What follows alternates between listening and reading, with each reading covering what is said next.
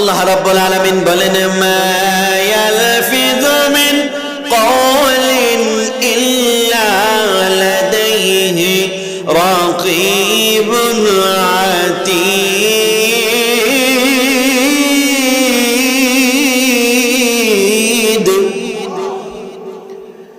আল্লাহ রাব্বুল আলামিন বলেন মা ইয়ালফিযু মিন কওলিন, বান্দা এমন একটা কথা তোমরা বলো না যেই কথাটা আল্লাহর পক্ষ থেকে ফেরেশতারা আল্লাহর হুকুমে লিপিবদ্ধ করে না।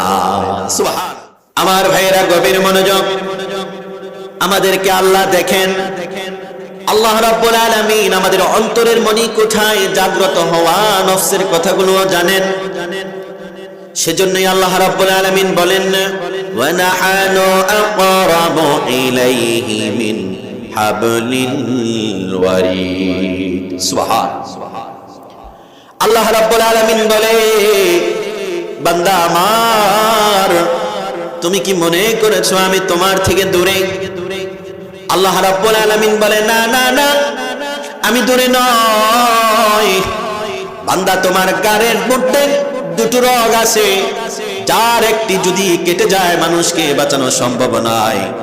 আল্লাহ বলে গায়ের দুইটা রগ যত না কাছে, আমি আল্লাহ তোমার তার চেয়েও কাছে।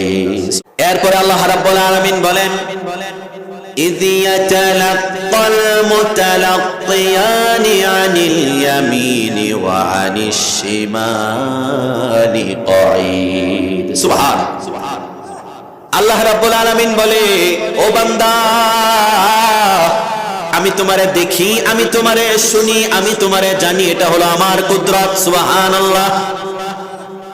এরপরে আল্লাহ রাব্বুল আলামিন বলেন আমার পক্ষ থেকে তোমার ডানে এবং বামে মুতালাক্কিয়ান দুইজন ফেরেশতা কায়েম হয়ে যায়। সুবহান। তারা কি করে?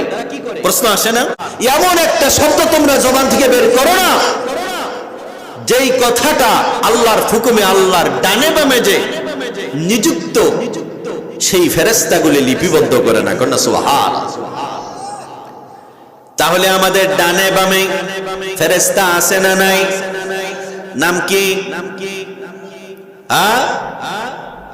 ওই যে একজনে বলছে কিরামান কাতিবিন।